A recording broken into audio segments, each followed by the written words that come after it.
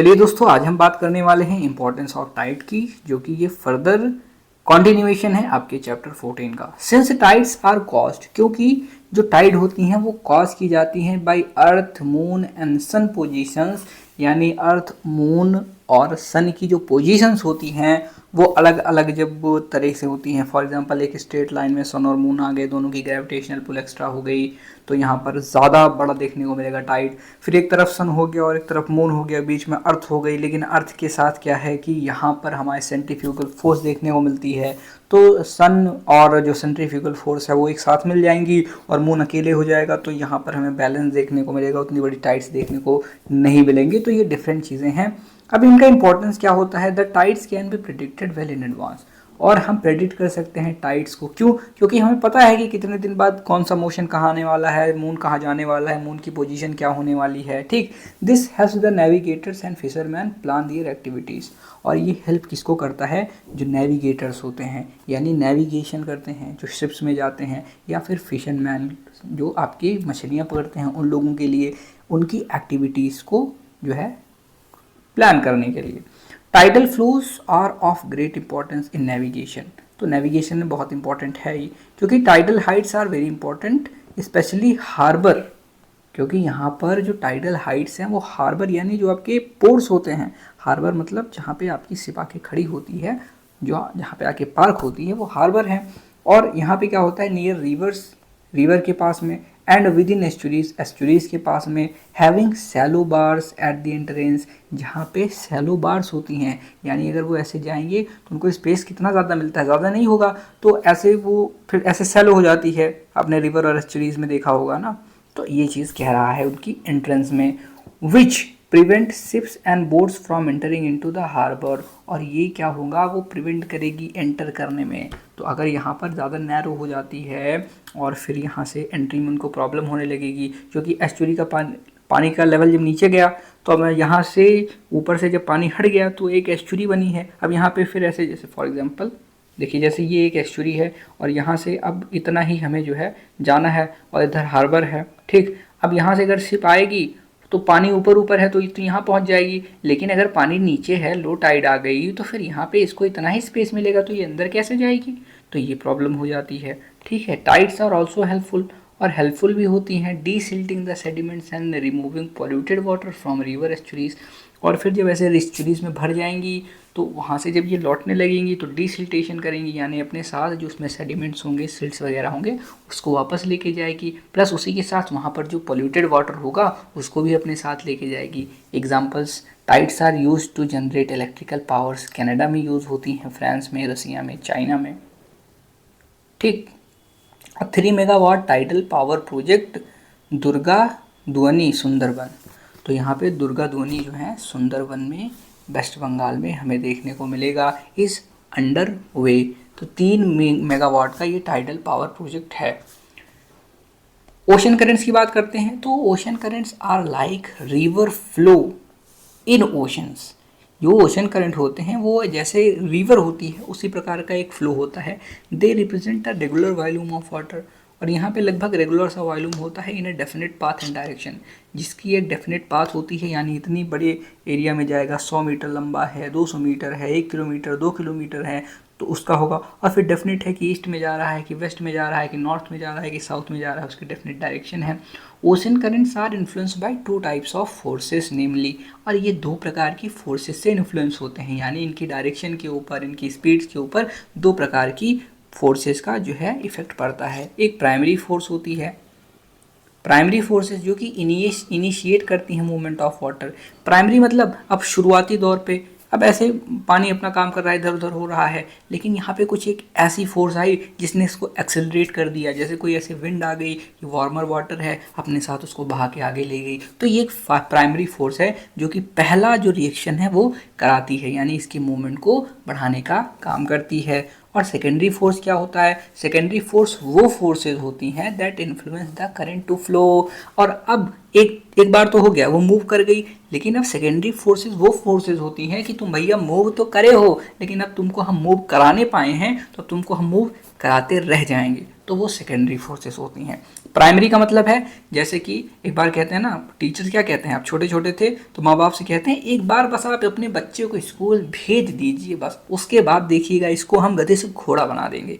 तो एक प्राइमरी, आपके माँ बाप ने एक प्राइमरी फोर्स आपको दिया, एक पुश दिया कि आपको ले जाए, ले गए और ले जाके छोड़ दिया स्कूल में। फिर आपके टीचर्स क्या कहते हैं, आगे की जिम्मेदारी मेरी है, होमवर्क पूरा नहीं करेगा, कैसे नहीं करेगा, कान किधर है तेरे। तो ऐसे होता है।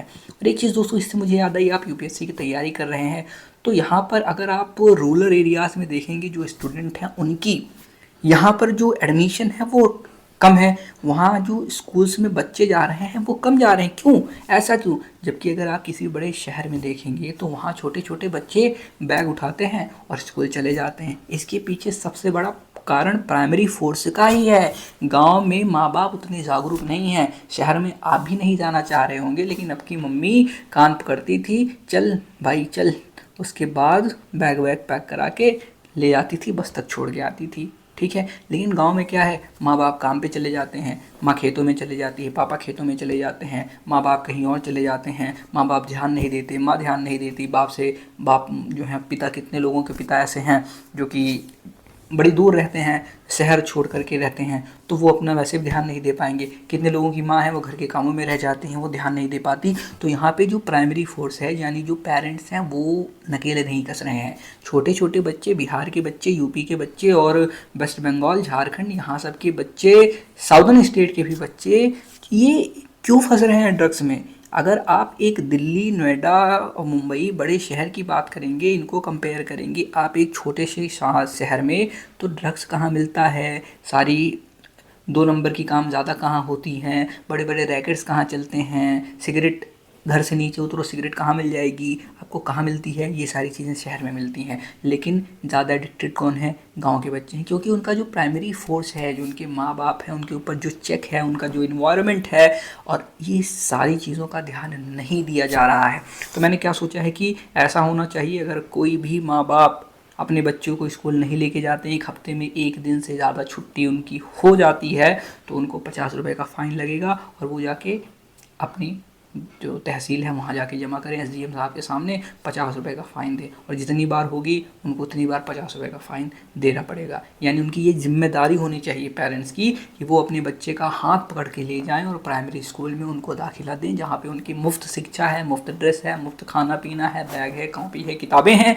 और हमारे पास इतने हाईली क्वालिफाइड टीचर्स हैं जिन्होंने टेट क्वालिफाइड किया है, जिन्होंने बीटीसी करी है, जिन्होंने बीएड किया हुआ है, उनके अंदर कोई प्रॉब्लम नहीं है। मैं तो ये कहता हूँ टीचर्स के अंदर कैलिबर है, they have the capability to teach, लेकिन उनको पहले बच्चे ऐसे मिले, जागरूक पेरेंट मिले, वो जो चीज़ें कर रहे हैं वहाँ पे हो, और फिर उसके ऊपर जो है बाद में टीचर टीचर क्या है, he is under a bureaucracy, वो एक सिस्टम के अंदर है, ऊपर से आदेश बढ़िया आएगा, वो अच्छे से काम करेंगे, उनकी मजाल है वो अगर किसी आदेश का अनुपालन ना करें। अगर उनको कह दिया गया कि इतने बच्चों का हम ग्रुप बना दे रहे हैं आपके स्कूल में, और आपको सबके व्हाट्सएप पे सब का एक व्हाट्सएप ग्रुप होगा, और उनके पेरेंट्स के पास उनके होमवर्क भेजिए, चेक करके भेजिए, और ऐसा कर कीजिए, एक अलग स्टाफ की नियुक्ति कर दें जो कि ये काम करे अपलोडिंग वाला, और वो पढ़ाएं आराम से। क्योंकि अब तो टीचरों से सारे काम करवाने लगे हैं कि आप चले जाओ इलेक्शन करवा दो, आप ये करवा दो, वो करवा दो, तो मतलब उनके ऊपर बर्डन ज़्यादा ना हो, इसलिए दूसरा एक स्टाफ नियुक्त कर दीजिए।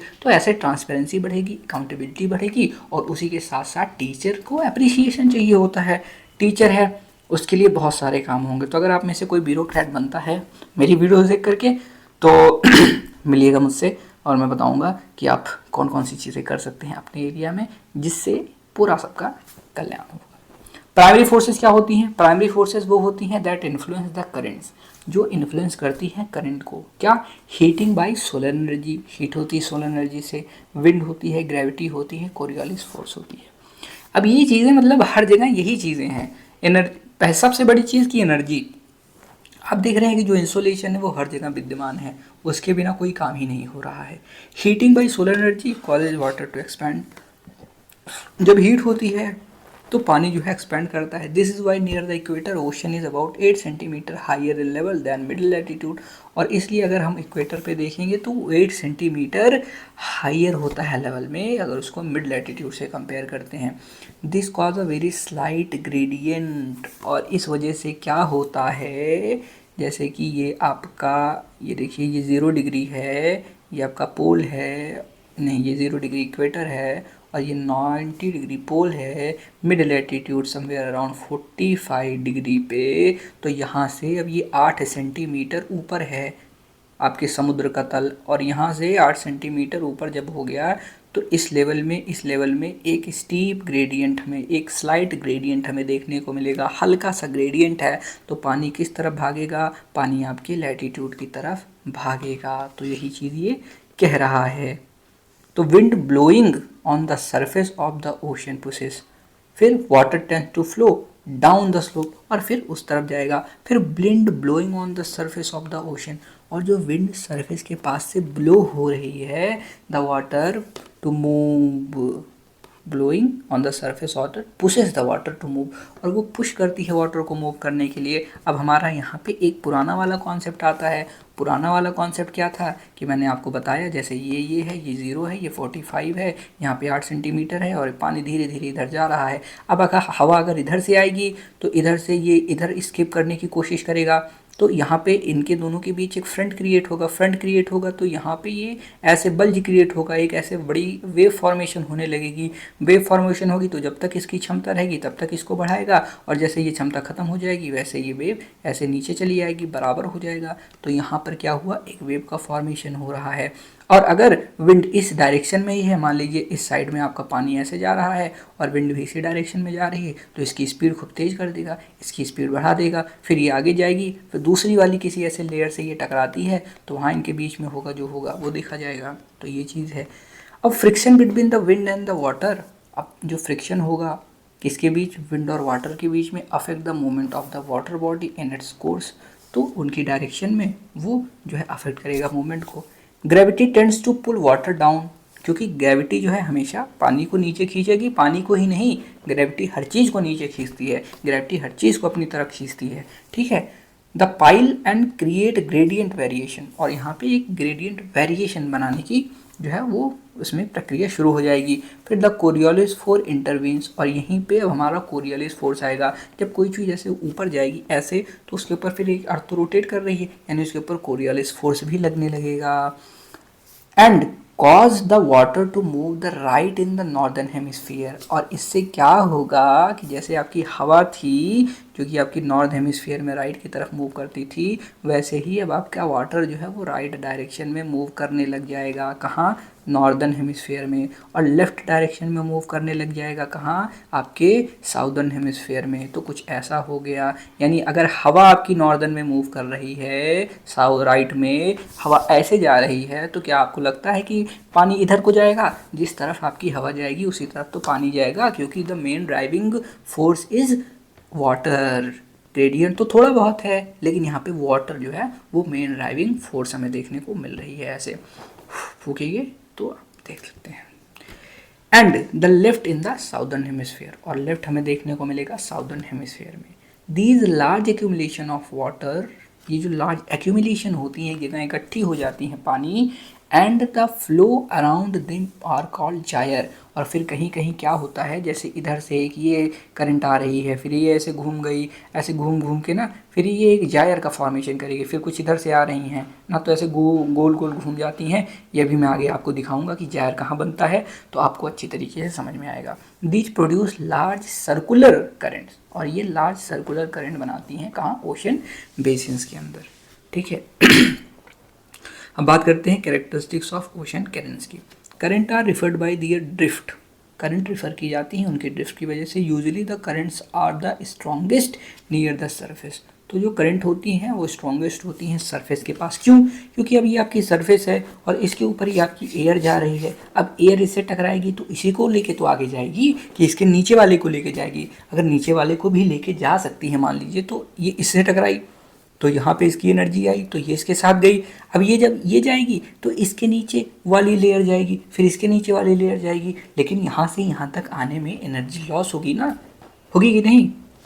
तो तो ऐसे एनर्जी लॉस होती जाएगी। तो यानी ज़्यादा इफेक्ट कहाँ पड़ेगा, ऊपर वाली लेयर में पड़ेगा। इसको अगर आप ऐसे समझना हो तो ये देखिए इतनी मल्टीपल लेयर हैं, यहाँ से आपकी विंड चल रही है, ये विंड है, अब ये नीचे वाली लेयर को अपने साथ आगे लेके जाएगी, अब ये इम्पैक्ट इसके ऊपर डालेगी तो थोड़ा सा और इम्पैक्ट कर देगी, फिर धीरे धीरे यहाँ पे एनर्जी लूज होने लगेगी ना, फिर नीचे वाली का मोमेंटम एकदम कम होगा और एक टाइम ऐसे आएगा जो एकदम नीचे वाली एकदम स्थिर रह जाएगी, उनसे कोई मतलब ही नहीं है भैया हमारे अभी आपके पास इतनी जो है तेज़ी से आप नहीं आए हैं कि हमें बाहर ले जाएं, तो उनके पास ये हो जाता है। सरफेस एन में अटेन स्पीड ओवर 5 नॉट्स, और इनकी जो स्पीड है वो 5 नॉट तक हो सकती है। एट डेप्थ में देखेंगे करेंट्स आर जनरली स्लो, और ये करेंट्स होती हैं स्लो क्योंकि वहाँ तक तो उतना इफेक्ट पड़ता नहीं है, 0.5 नॉट्स तक हो सकती हैं। We refer to the speed of a current as its drifts, तो हम किसी स्पीड करंट की स्पीड को कैसे करते हैं, जैसे वो ड्रिफ्ट करती है, यानी जैसे ही वह ड्रिफ्ट करती हुई सरकती हुई आगे बढ़ती है। Drift is measured in term of knots, और ड्रिफ्ट किस टर्म में मेजर किया जाता है, नॉट्स के टर्म में। The strength of a current refers to the speed of the current, किसी भी करंट की जो स्ट्रेंथ होगी, जितनी ज़्यादा स्ट्रेंथ होगी उतनी ज़्यादा स्पीड होगी, ऑब्वियस सी बात है। यानी स्ट्रेंथ जिस स्ट्रेंथ से वो आगे बढ़ रही है तो ज़्यादा तेज़ बढ़ेगी, ज़्यादा हवा लग रही है, ज़्यादा उस पर प्रेशर पड़ रहा है तो बहुत तेज़ आगे जाएगी, ज़्यादा फोर्स लगेगा। A fast current considered strong, और एक फास्ट करंट है उसको हम स्ट्रॉन्ग कहेंगे। A current is usually strongest at the surface and decreases its speed with the depth, और वही चीज़ है कि सरफेस पे सबसे ज़्यादा होगी क्योंकि it is in contact with the air, और जैसे जैसे यहाँ पर आपकी जो डेप्थ है वो बढ़ती जाएगी, उसी के साथ क्या होगा कि यहाँ पे स्पीड भी आपकी बढ़ती घटती चली जाएगी। Most currents have speed less than और इक्वल टू 5 नॉट्स, और बहुत से करंट में 5 नॉट या 5 नॉट से कम ही होता है। फिर differences in water density affect vertical mobility of the ocean current, और वाटर डेंसिटी में अगर डिफरेंसेस होते हैं तो ये vertical mobility of the ocean currents को भी अफेक्ट करता है। कैसे, जैसे ऊपर देखिए वाटर डेंसिटी ज़्यादा कम है, नीचे वाटर डेंसिटी ज़्यादा है, क्योंकि अभी पहले मैंने आपको पढ़ा था, तो कम जो ज़्यादा डेंस होगी वो ज़्यादा तेज़ भागेगी, या जो कम डेंस होगी वो ज़्यादा तेज़ भागेगी।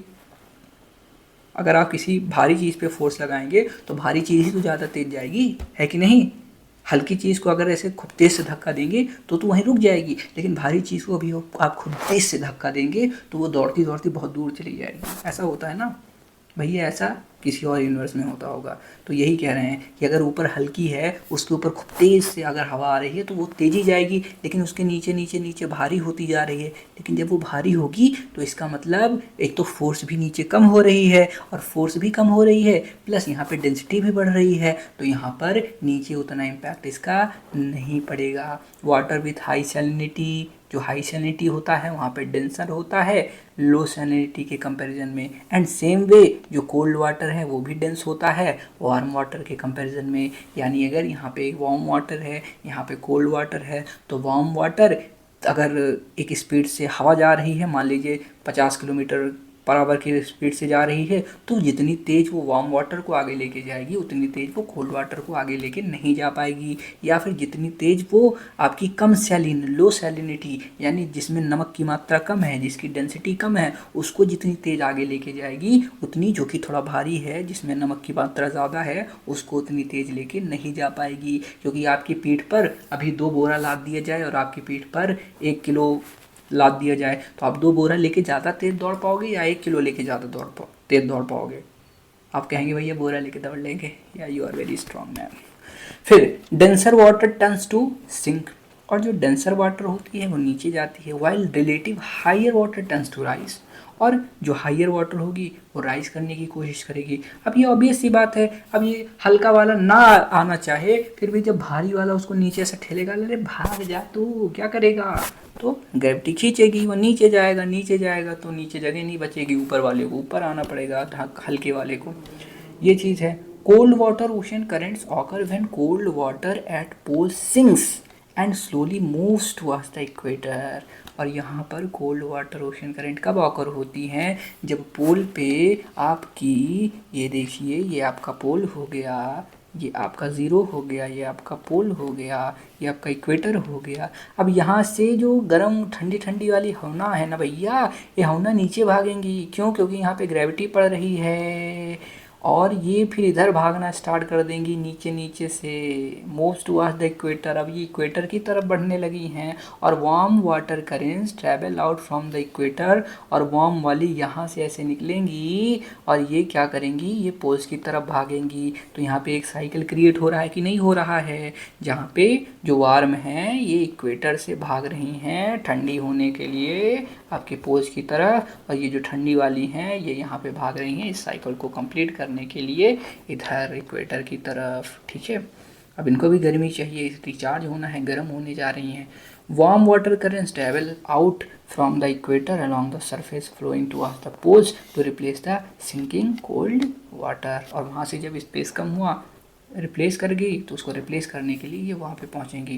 Types of ocean currents. अब यहाँ पे एक बहुत ही ज़बरदस्त चीज़ हमारी स्टार्ट होने वाली है जिससे आपको बहुत पढ़ने में मज़ा आएगा, और ये one of the most confusing topics है जिसको आप बड़ी आसानी से समझ सकते हैं। One of the most interesting topic है, बस थोड़ा इसको आपको ध्यान देना पड़ता है, समझना पड़ता है, कुछ फैक्ट्स हैं उनको याद करना पड़ता है, वरना एक दो बार आप इसको पढ़ेंगे फिर आपको कभी पढ़ने की ज़रूरत नहीं पड़ेगी। और मेरी ये कोशिश रहेगी कि आपको एक बार में सारी चीज़ें क्लियर हो जाएं, अगर आपने अब तक के लेक्चर्स देखे हुए हैं तब, क्योंकि एक ही चीज़ बार बार आती है और एक ही चीज़ मैं बार बार एक्सप्लेन कर रहा हूँ तो आपकी बेसिक जो चीज़ है वो क्लियर हो गई हैं, और जिसके बेसिक्स क्लियर होते हैं ज्योग्राफी में उसके सब कुछ क्लियर हो जाते हैं। आइए, द ओशन करेंट में be classified based on the depth.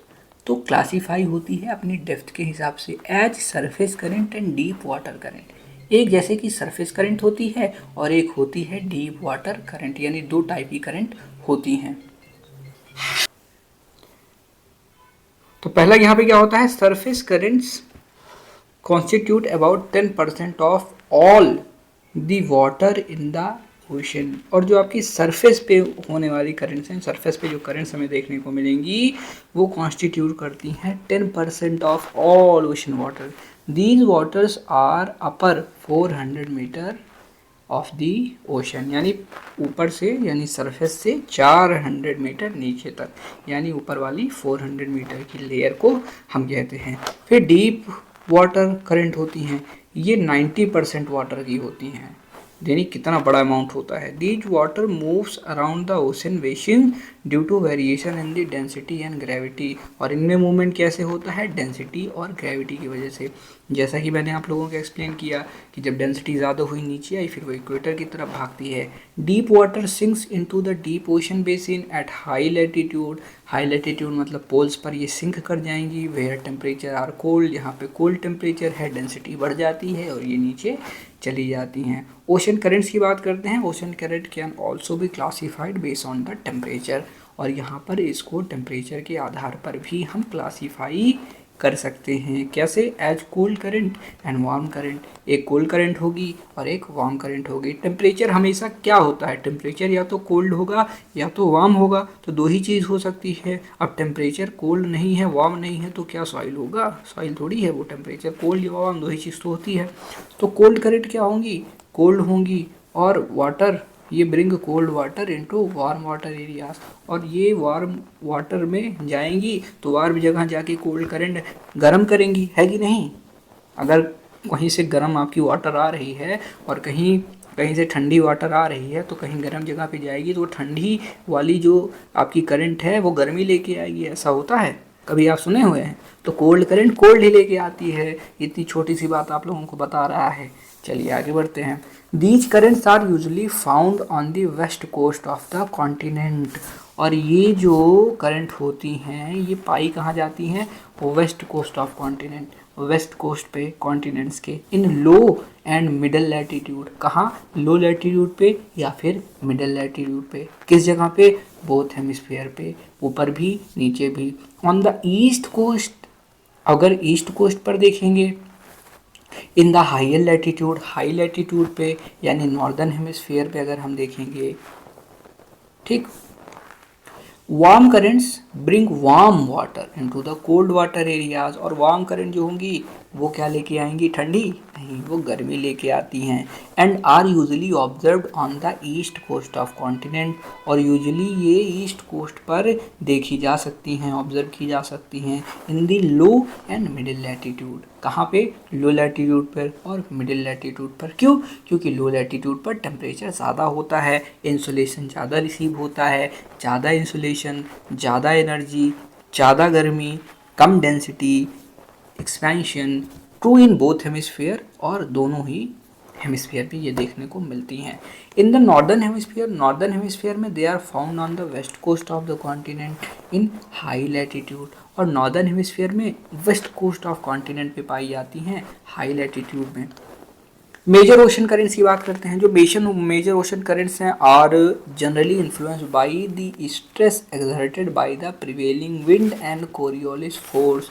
तो मेजर ओशन करंट जो हम वर्ल्ड की देखेंगे, जैसे कि ट्रेड विंड हो गई, उसके बाद कैनरी करंट्स हो गई, फॉकलैंड करंट हो गई, पेरुवियन करंट हो गई, तो ये सब किससे इन्फ्लुएंस होती हैं, ये इन्फ्लुएंस होती हैं जो इनके ऊपर स्ट्रेस मतलब होता है कि तनाव, खिंचाव, या फिर किसी के ऊपर ऐसे प्रेशर डाल रहा है। प्रिवेलिंग विंड यानी जो विंड आ रही है इनके ऊपर इन्फ्लुएंस कर रही है। फिर कोरियोलिस फोर्स यानी इसमें कोरियोलिस फोर्स जब रोटेट कर रही है, रोटेशन की वजह से इनकी डायरेक्शन चेंज हो रही है, और हवा की वजह से क्या हो रहा है, हवा की वजह से ये आगे बढ़ रही हैं। तो अगर नॉर्थ में ये आगे की तरफ बढ़ेंगी तो कोरियोलिस फोर्स की वजह से ऐसे दाहिने तरफ घूम जाएंगी, यानी इनकी डायरेक्शन और इनकी जो मैग्नीट्यूड है और इनकी स्पीड है वो किस पर डिपेंड कर रही है, विंड के ऊपर और कोरियोलिस फोर्स के ऊपर। As simple as that. The oceanic circulation pattern रफली correspond to earth atmospheric circulation pattern. जो ओशन का सर्कुलेशन पैटर्न होता है रफली करेस्पॉन्ड यानी कुछ हद तक वो करेस्पॉन्ड करता है अर्थ के एटमॉस्फेरिक सर्कुलेशन पैटर्न के हिसाब से, कि जिस तरफ आपकी हवा का बहाव जाएगा उसी तरफ ये ओशन की करंट्स भी वैसे ही फॉलो करेंगी। फॉर एग्जाम्पल, अब आपकी कोई इक्वेटर से ये हवा निकल रही है और ये हवा जो है इक्वेटर से निकली राइट साइड में ऐसे मुड़ रही है, तो हो सकता है इसके साथ जो करंट होगी, क्योंकि ये कोरियोलिस फोर्स की वजह से हो रही है, तो इसके साथ ये करंट भी आगे बढ़ी, फिर इस पर भी कोरियोलिस फोर्स लगी और इसने भी अपनी डायरेक्शन जो है वो चेंज कर दी। The air circulation over the ocean in middle latitude is mainly anti cyclonic. और फिर जैसा कि हम लोगों ने पढ़ा हुआ था कि जो एयर सर्कुलेशन होता है मिडिल लैटिट्यूड पर वो एंटी साइक्लोनिक देखने को हमें मिल जाएगा, यानी मोर प्रोनाउंस्ड इन साउदर्न हेमिस्फीयर। ज़्यादा प्रोनाउंस कहाँ पे होगा, साउदर्न हेमिस्फीयर में दैन इन नॉर्दर्न हेमिस्फीयर। अगर उसको नॉर्दर्न हेमिस्फीयर से कंपेयर करेंगे, क्यों, क्योंकि साउदर्न हेमिस्फीयर में आपको मैंने बताया कि लैंड सी वेरिएशन कम है, तो यहाँ पर जो फ्लक्चुएशंस हैं वो कम देखने को मिलेंगी। The oceanic circulation pattern also correspond with the same, और सेम ऐसा ही हमें ओशनिक सर्कुलेशन के साथ भी देखने को मिलता है कि जो हायर लैटिट्यूड है, at higher latitude where the wind blow, जहाँ पे विंड ब्लो करती है, इज मोस्टली साइक्लोनिक, वो मोस्टली साइक्लोनिक होती है। The oceanic circulation follow this pattern, और ओशनिक सर्कुलेशन भी इस पैटर्न को फॉलो करता है। कहाँ पे, कैसे पैटर्न को, जैसा कि आपका सेम है। और फिर अभी हम इसको देखने वाले हैं कि आपकी कौन कौन सी करंट है, कहाँ कहाँ से आ रही है, इसकी एक एक चीज़ के बारे में बात करेंगे, इसके एक एक सोर्स के बारे में बात करेंगे। फिर हम इसको अच्छी तरीके से जब एक्सप्लेन कर लेंगे तब आपको ये चीज़ें और ज़्यादा क्लियर हो जाएंगी और अच्छे से समझ में आएंगी।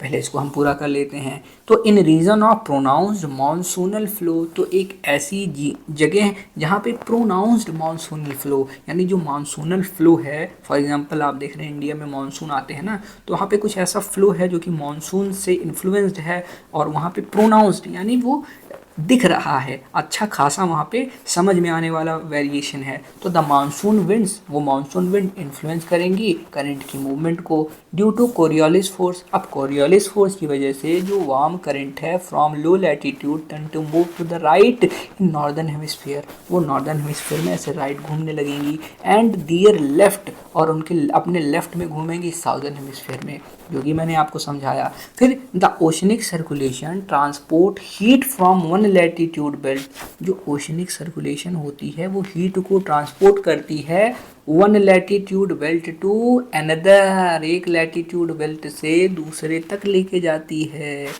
ठीक है, हीट को फॉर एग्जांपल अब यहाँ से इक्वेटर से निकली, इक्वेटर से निकलेगी, इक्वेटर से ये आपका इक्वेटर हो गया, ये आपका 45 हो गया, ये 90 हो गया, ये पोल हो गया। तो वन लैटिट्यूड बेल्ट से दूसरे लैटिट्यूड बेल्ट पर क्या लेके जा रही है, हीट लेके जा रही है। तो ये एज सिंपल एज दैट।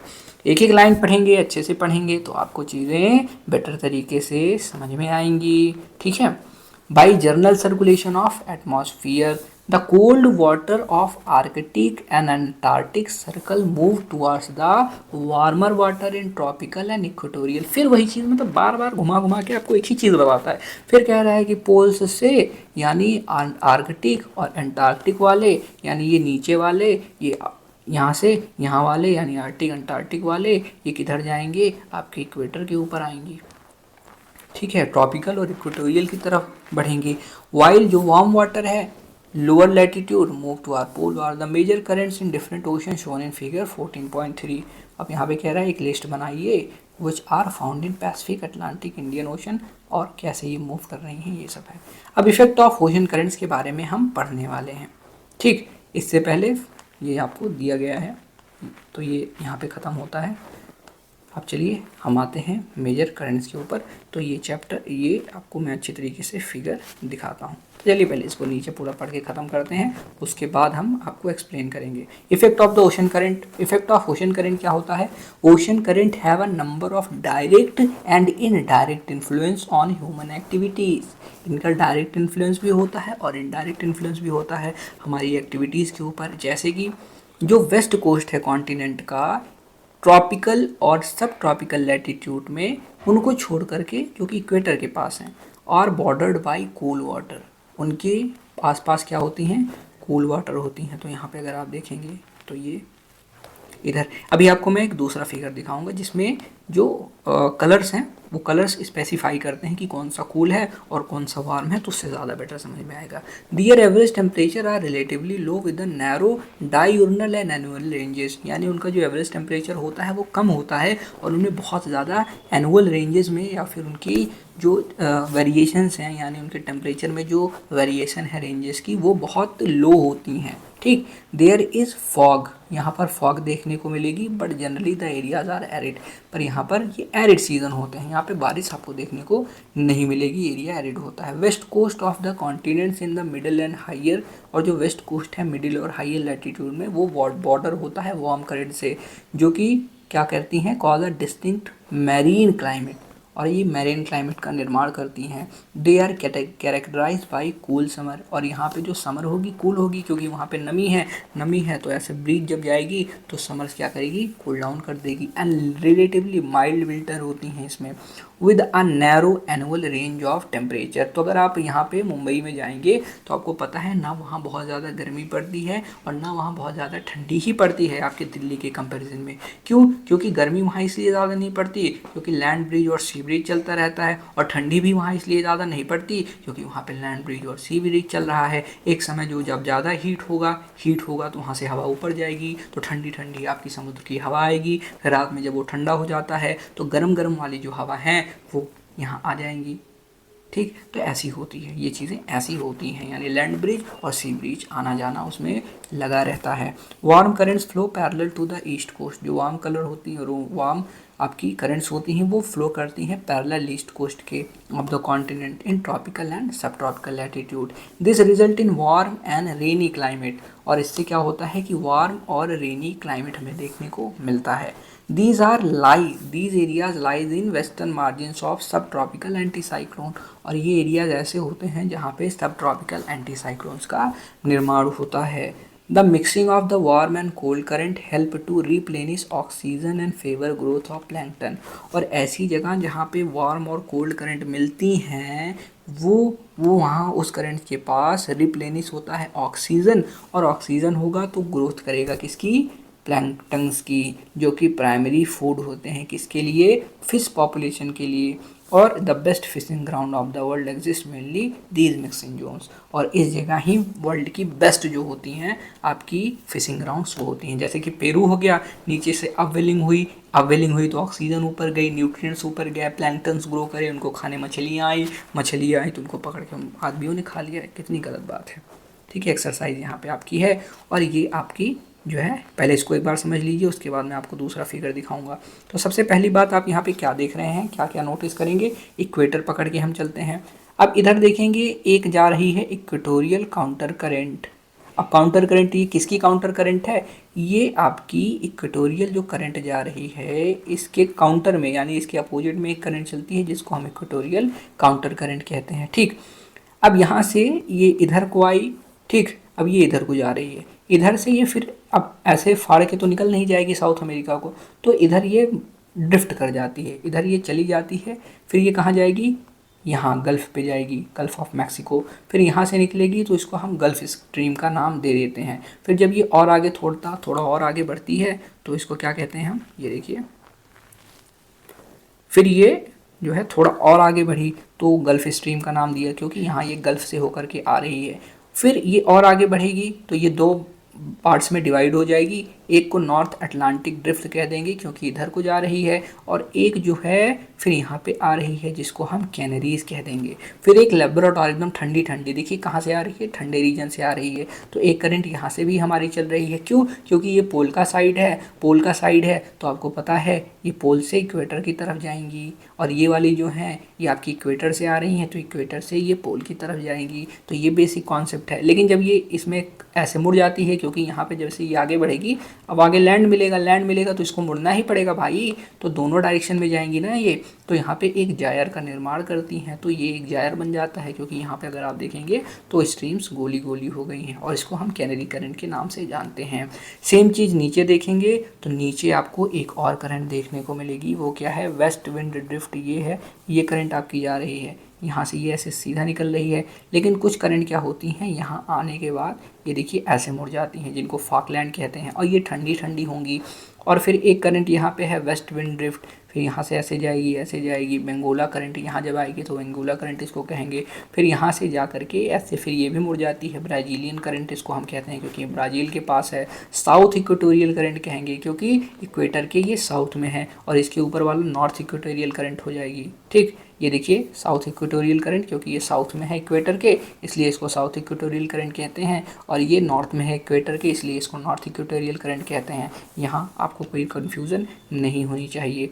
एक चीज़ और आप देखेंगे, फिर इधर से एक देखेंगे वेस्ट विंड ड्रिफ्ट है, ये ऐसे जाएगी, फिर ऐसे कहाँ घूम जाती है, ये ऐसे घूम जाएगी वेस्ट ऑस्ट्रेलिया के कोस्ट से, वेस्ट ऑस्ट्रेलिया कोस्ट से घूमेगी तो ये यहाँ से ऐसे चल जाएगी, तो साउथ इक्वेटोरियल करंट ये बन गई, और यहाँ भी साउथ इक्वेटोरियल करंट है, यानी ये इस साइड को जा रही है।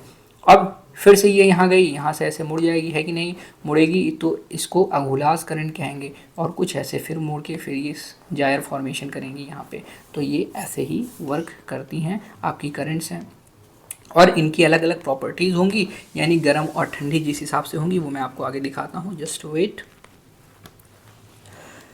तो यहाँ पे इस फिगर में आप जैसा कि देख सकते हैं, जो आपकी गल्फ स्ट्रीम है, ये है आपकी गल्फ स्ट्रीम, जो कि जो रेड रेड से है वो आपकी वार्म करंट्स हैं, यानी ये करंट्स आपकी वार्मर हैं। फिर ये एक अलास्का करंट है, ये वार्मर है। फिर यहाँ पे एक ब्राज़ील करंट देखेंगे, ये वार्मर है, क्योंकि ये साउथ इक्वेटोरियल से इधर देखेंगे इधर को आ रही है। फिर अगुलास है, ये वार्मर है। फिर यहाँ पे देखेंगे कुरोशियो करंट है, ये वार्मर है। फिर इधर देखिए ये जो वार्मर है, देखिए इनकी डायरेक्शन देखिए, इधर कहाँ किधर को जा रही है, पोल की तरफ। ये वाली किधर को जा रही है, पोल की तरफ। ये वाली किधर को जा रही है, पोल की तरफ। ये किधर को जा रही है, पोल की तरफ। ये किधर को जा रही है, या तो पोल की तरफ रही है पर ऐसे राइट साइड में बेंड होगी। फिर ये किधर को जा रही है, पोल की तरफ। ये किधर को जाएगी, पोल की तरफ जाएगी। लेकिन अब लैंड आएगा तो लैंड चीर के थोड़ी जाएगी। तो ये चीज़ आप यहाँ पे देख सकते हैं। फिर अब यहाँ पे कुछ हमारे पास ठंडी करंट्स भी हैं। क्यों?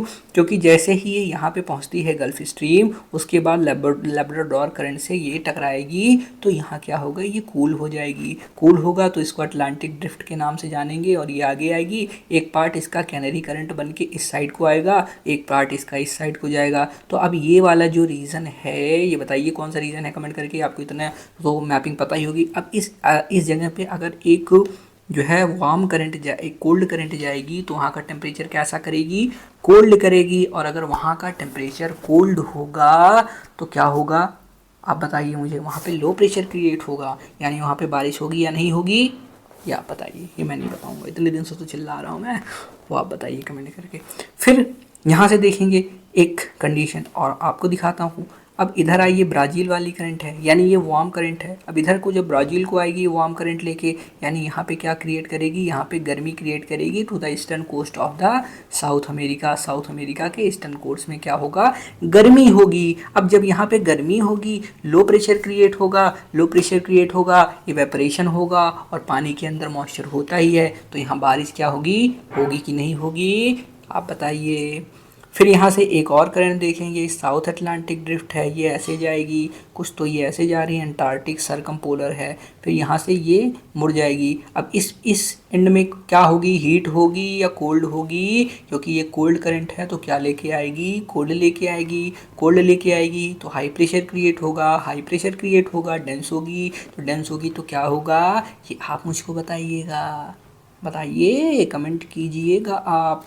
और फिर इधर अगुलाज हैं, ये आपकी इस एंड पे क्या लेके आएंगी, यहाँ पे हीट लाएंगी, और ये वेस्ट ऑस्ट्रेलिया वाली जो ही है, वेस्ट ऑस्ट्रेलिया पे जा रही है, फिर ये भी ठंडा करेगी वहाँ को, फिर यहाँ से यहाँ को आती है, और इधर देख सकते हैं इक्वेटोरियल है, ये नॉर्थ इक्वेटोरियल है, इधर को जा रही है, ये आपकी साउथ इक्वेटोरियल करंट है, इधर को जा रही है। फिर इस साइड में आपका ये वाला सिस्टम चल रहा है, ये वाली रेज इधर जा रही है, ये वाली ऐसे घूम जाएंगी, ये वाली वेव्स जा करके इधर को आती हैं, और फिर यहाँ से कुरिशियो करंट भी जा रही है, तो कुरिशियो करंट भी आके ऐसे इससे मिल जाएगी, ये देखिए मिल जाएगी, और दोनों मिल के फिर अपने आपस के टेम्परेचर को क्या किया जाएगा, यहाँ पे दोनों मिलेंगी, गर्म ठंडी जब यहाँ पे मिलती है तो क्या होता है, गर्म ठंडी मिलेंगी तो ये हीट का एक्सचेंज होगा, और फिर यहाँ पे नॉर्थ पैसिफिक इसको हम नाम से जानते हैं। फिर ये यहाँ को आएगी, यहाँ से आएगी, यहाँ टेम्परेचर को क्या करेगी, ठंडा करेगी। तो ये चीज़ें हैं जो कि आप देख सकते हैं, बहुत ही सिंपल होता है, बस चीज़ें आपको थोड़ी सी याद करनी पड़ती हैं और चीज़ें लर्न करनी पड़ती हैं। तो यहाँ पे आपका ये चैप्टर दोस्तों समाप्त होता है। आप मुझे कमेंट करके बताइए आपको वीडियो कैसी लगी है। मिलते हैं अगले वीडियो में। और ये यूनिट भी आपकी अब समाप्त हो गई। अब ये यूनिट समाप्त होती है। नेक्स्ट यूनिट हम क्या पढ़ने वाले हैं दोस्तों, ये life of earth, life on earth, इसको हम जो है बाद में पढ़ेंगे। लेकिन इसमें से भी बहुत चीज़ें आती हैं, ये भी बहुत ज़्यादा इंपॉर्टेंट है, क्योंकि जैसे बायोम्स हो गया, इसके बारे में डेफिनेशन पूछ लेता है कभी, कौन कौन से बायोम्स हैं। और इसके नीचे आएंगे, ये देखिए कार्बन साइकिल क्या होता है, इसके बारे में पूछ लेता है, यानी ये चैप्टर तो है। फिर यहाँ पे देखिए मिनरल साइकिल क्या होता है, नाइट्रोजन साइकिल क्या होता है, मतलब ये इन्वायरमेंट से रिलेटेड बहुत ज़रूरी है। और इससे भी आपके इन्वायरमेंट के क्वेश्चंस में अगर देखेंगे तो 2, 3, 4 क्वेश्चंस तो ईजिली टैकल कर सकते हैं आप। तो मैं सोच रहा हूँ कि पहले आपको यही पढ़ा दूँ, बायोडाइवर्सिटी एंड कंजर्वेशन, और ये यूनिट मैं ख़त्म करूँगा। उसके बाद फिर हम किस पे चलेंगे, उसके बाद हम आएंगे ऊपर वाले चैप्टर्स में जो कि हमारे बचे हुए हैं। कौन कौन से बचे हुए हैं, लेट मी सी। आइए यहाँ पे आइए, कहाँ गए भैया बाबू, ये देखिए। तो यहाँ पे हमने क्या ख़त्म कर दिया, हमने ख़त्म कर दिया है क्लाइमेट का पूरा यूनिट, वाटर का पूरा यूनिट ख़त्म कर दिया। अब हम ख़त्म करेंगे लाइफ ऑन दी अर्थ को, जो कि आपके इन्वायरमेंट से रिलेटेड है, और ये एक इम्पॉर्टेंट चैप्टर है। ये दोनों चैप्टर अब इसके बाद हम ख़त्म करेंगे, लेकिन इसको ख़त्म करने से पहले हम इसको पहले वाले को ख़त्म करेंगे, उसके बाद हम इस पर आएंगे। तो पूरी आप ज्योग्राफी चार्ट डालिए। मिलते हैं अगली वीडियो में। जय हिंद, वंदे मातरम।